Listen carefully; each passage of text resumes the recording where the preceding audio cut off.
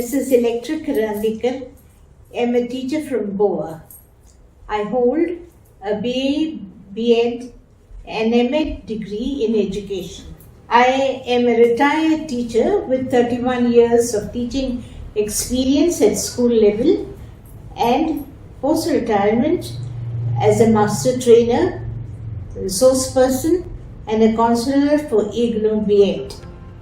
I received the state award for the best teacher from the government of Goa in 1996. On behalf of the state government of Goa and the Department of Education, I was invited to frame the curriculum for middle schools in geography. Later, I was asked to be on the panel of writers for both geography and English as well as environmental studies. Once the new textbooks were printed, the government decided that the teachers should be trained and be made aware of the new textbooks. So I was asked to be a resource person and I trained teachers all over Goa. The exposure during the interaction with teachers during the workshops led me to infer that teachers were lacking in knowledge of practical geography.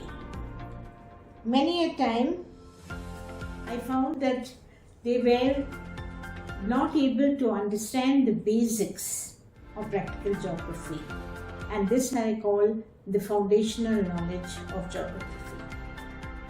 The reason being that most teachers were not geography graduates.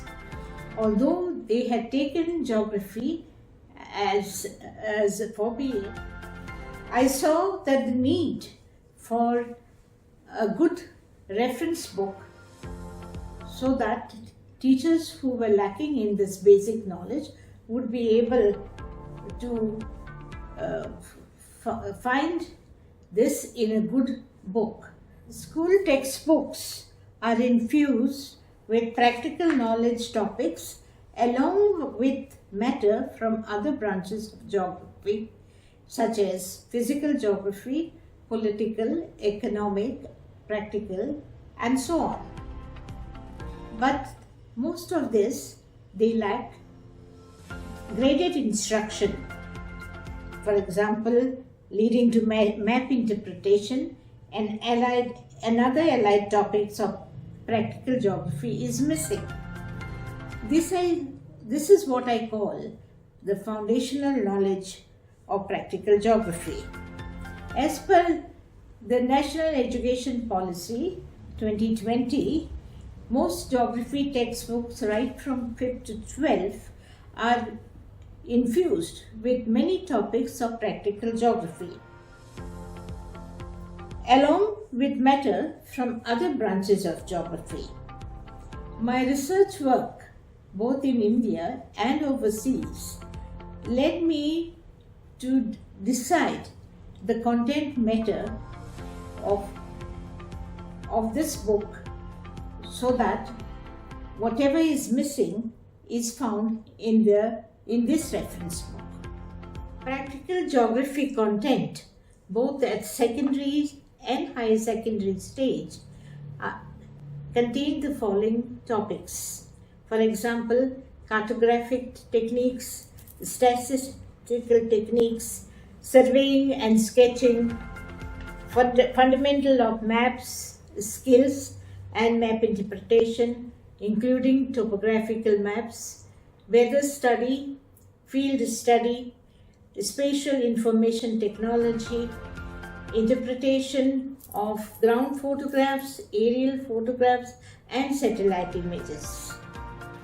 When writing this book, I took into consideration the syllabi of most universities in India for B.Ed, and I realized that the courses, both the 2-year course and the 4-year course, the geography portion was quite vast.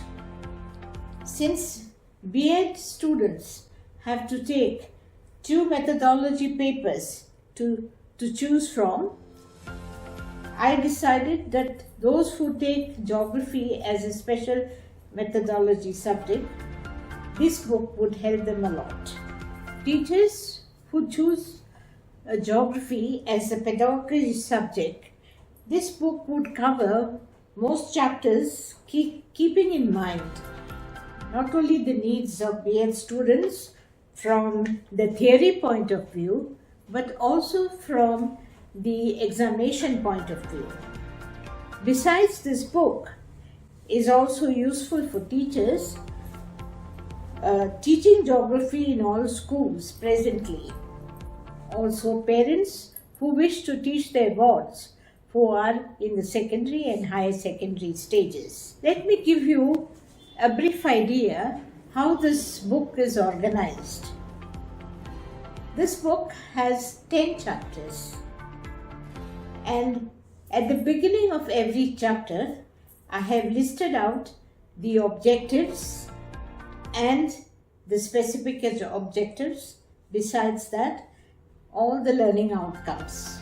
Knowing the objectives for every chapter is very important when a teacher teaches, and as such, a good teacher must know the objectives first, and then the learning outcomes, expected learning outcomes, becomes very easy.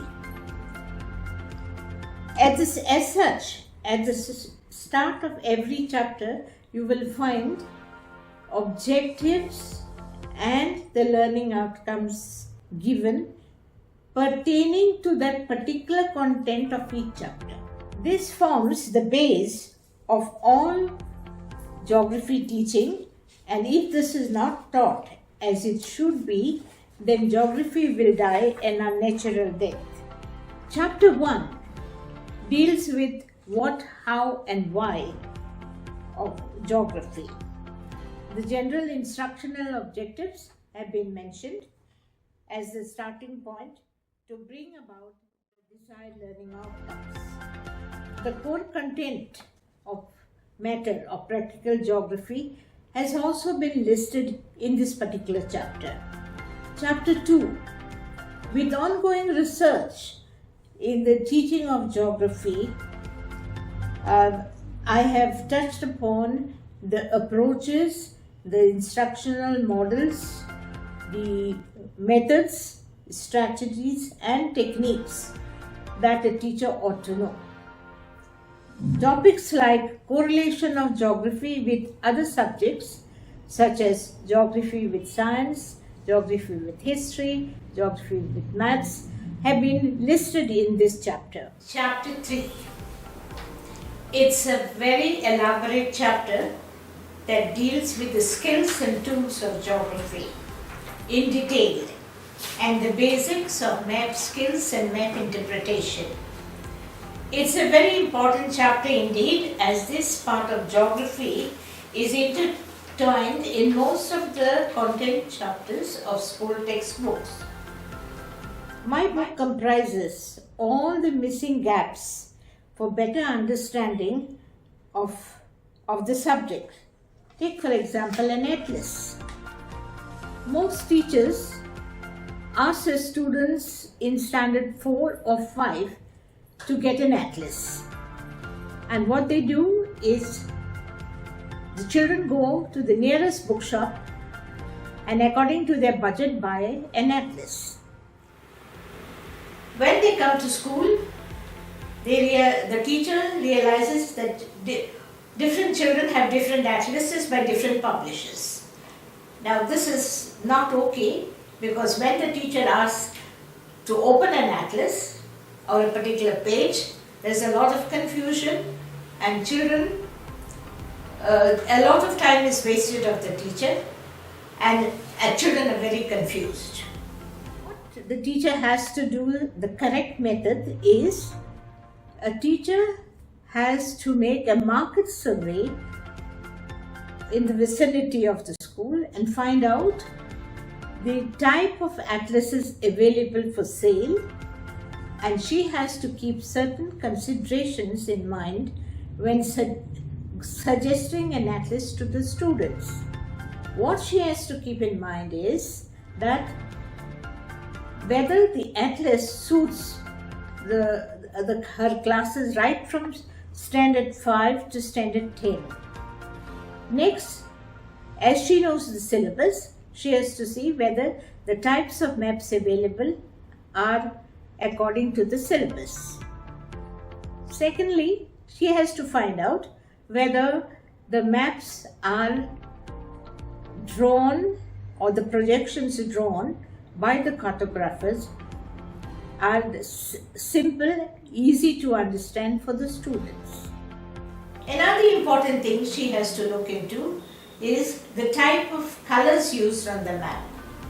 Whether, you see, the colors both for a physical and a political map they don't have the same meaning. On a political map, colors have no meaning.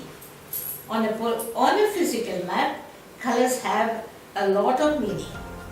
Therefore, the colors used on the map have to be the colors accepted by the Survey of India, that is a mapping organization of the Government of India.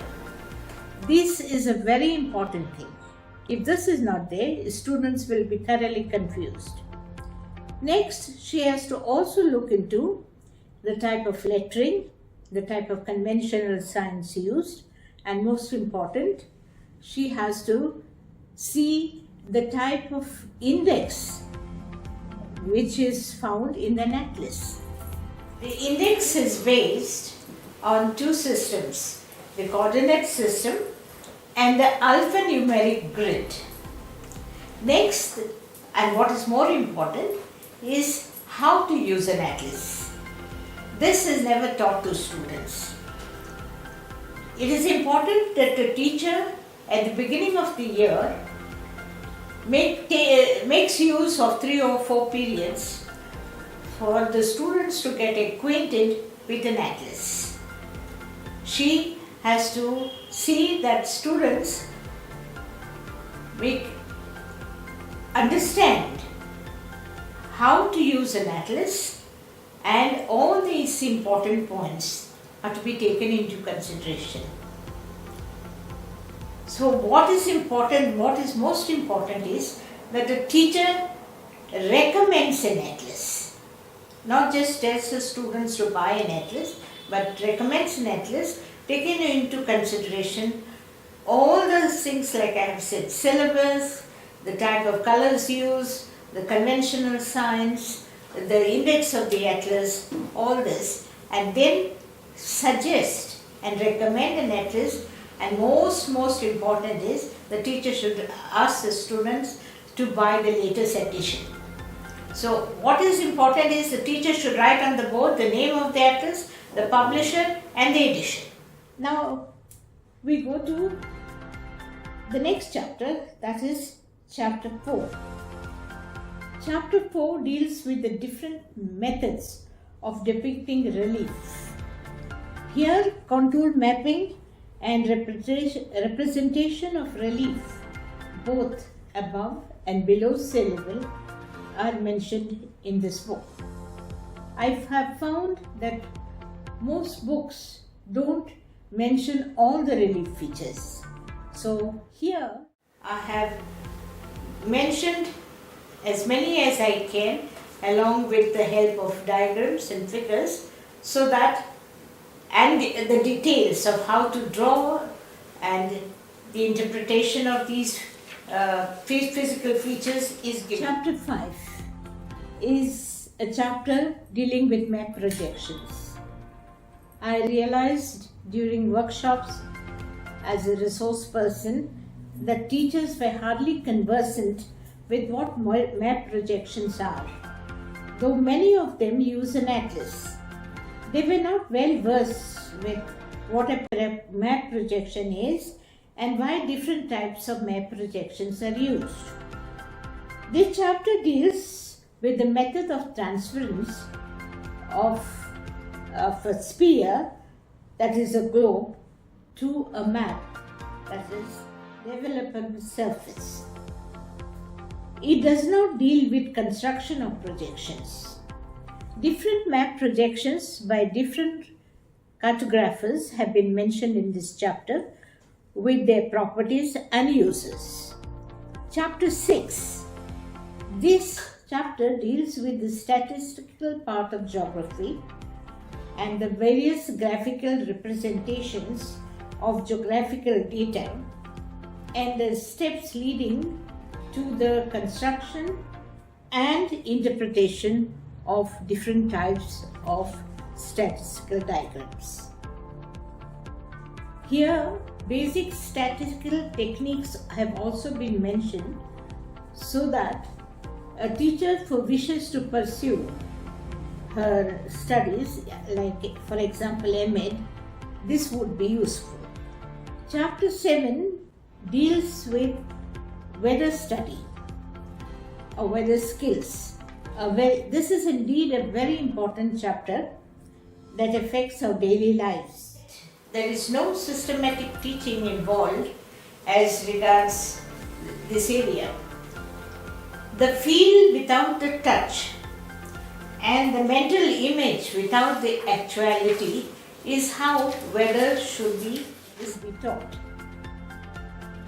Weather with its multifarious activities is difficult to behold, and therefore a teacher's role is very important when she teaches about the weather and about the intricacies of weather.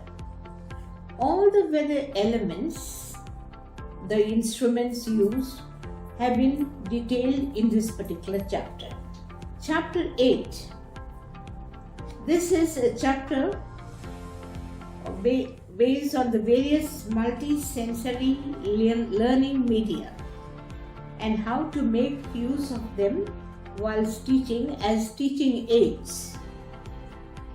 I have specially given a table mentioning all the visual and audiovisual aids that the teacher can make use of. The mention of the use of pictures, photographs, cartoons is explained because teacher training syllabi do not include the interpretation of these. It is very important that picture interpretation, or for example ground level photographs or aerial photographs, the students know what they are and how they interpret it. This does not happen, but in countries abroad, this is a very important aspect, which they have a separate paper for practical geography. I have also mentioned the use of newspapers, films, TV, computers, and the use of CDs and DVDs, along with the help of the internet, which helps the multi-sensory learning in various ways. I have added another area here, that is aerial photographs, remote sensing and GIS. These new topics the children should be made aware of because they are included in geography.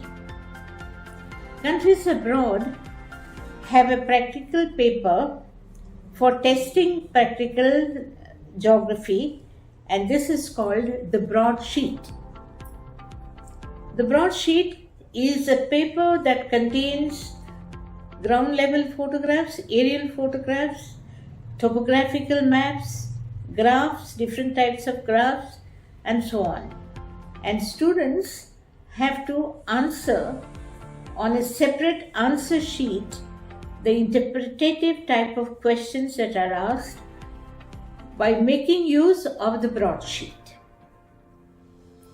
Here in India, we hardly make use of that, and it is very important that this is learned and so I have included this in this particular chapter.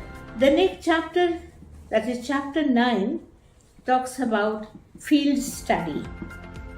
Although field study is an important part of practical geography and forms one part of the syllabi for high schools, field work is not carried out on proper lines, as most syllabi sent by the boards do not clarify in detail how field work should be carried out.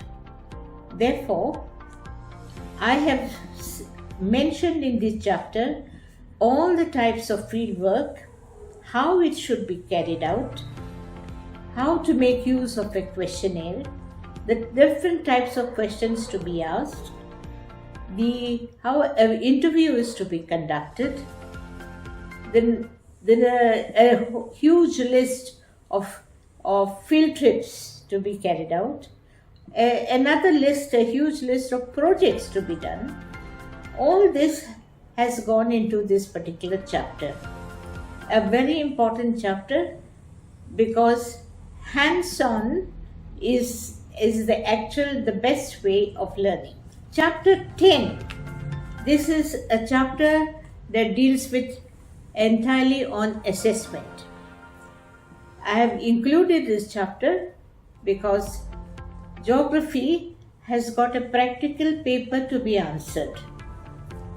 This practical paper, it is normally internal assessment, and the internal assessment, a student has to maintain a journal, and the teacher has to assess it by giving grades. So what is missing is that teachers are not given performance descriptors to assess the journal, and therefore here I have talked about performance descriptors. I have also spoken about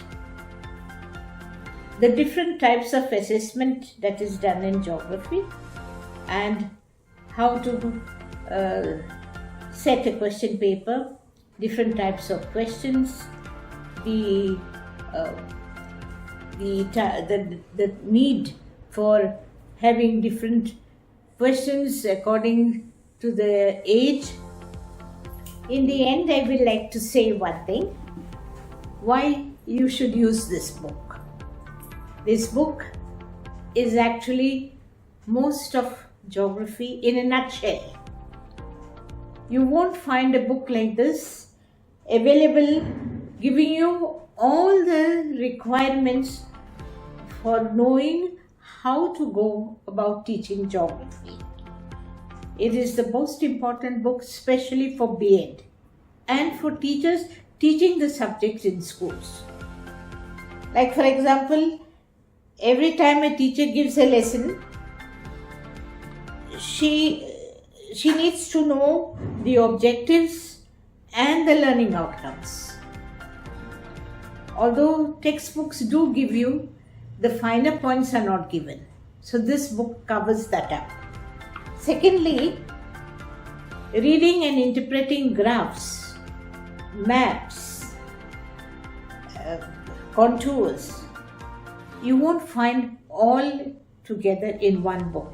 You'll have to refer to many books, and there aren't so many books written in practical geography especially. So here I have given you so many things in just one book.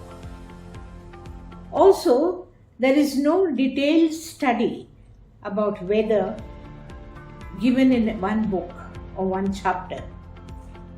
Here you will find all the elements of weather have been not only detailed, but you will find many diagrams, photographs, figures given to you in a very simple manner, so it is easily understood by you as a teacher, which in turn you can give it to your students without referring to hi-fi books. So this book encompasses all that you need for teaching geography.